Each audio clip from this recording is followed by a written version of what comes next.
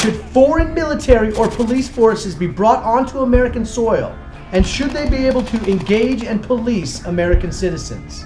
What if I told you that this could be happening right now for the first time in American history? Is this even possible under US laws? Well, this may shock you, but now it is. President Barrack Obama recently signed Executive Order 13391, also called the Patriot Defense of Liberty Enabler Act, the latest in a series of executive orders that brings the U.S. into compliance with the United Nations Agenda 21. This action will allow the federal government to, quote, assume control of all federal territory in case of a national emergency or civil disobedience. In addition, this act will allow the UN troops to assist U.S. forces when needed on domestic soil. President Obama's executive order is officially named the United States policy on pre- and post-strike measures to address civilian casualties in U.S. operations involving the use of force. Basically, this means that the signatory nations would help each other quell insurrections, and it turns all federal territories over to the UN Agenda 21. The president can call in UN troops to augment and support troops against Americans. Now, clearly, any president needs authority to act in cases of national emergencies, such as nuclear war or natural disaster.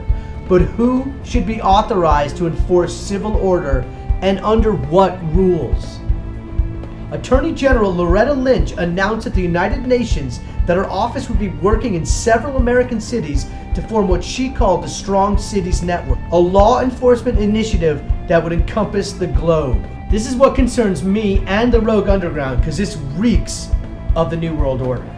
This would be following the announcement of support for a, quote, a set of principles that give a green light for the UN peacekeeping troops and police to use force to protect civilians in armed conflicts.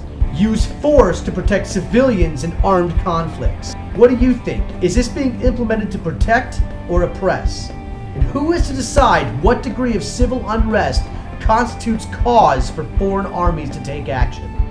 And it's very possible that American citizens' human rights and their civil liberties guaranteed under the Constitution of the United States will be abused. Has this all gone away at the stroke of a president's pen?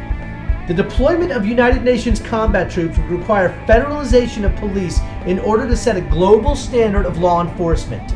Now, this could mean big trouble for liberty and freedom of speech in America, the right to peacefully assemble and petition the government over grievances long held precious under our system of law.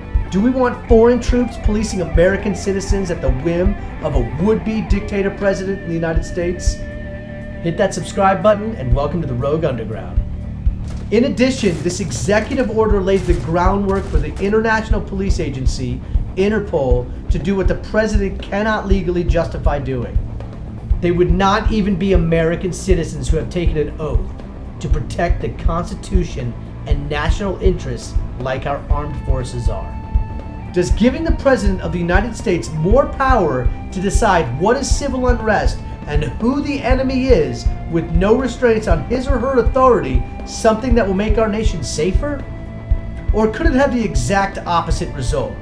Is this more evidence of an international power conspiracy? The New World Order? What do you think? Let me know in the comments below. This is Citizen Rogue and the Rogue Underground signing out.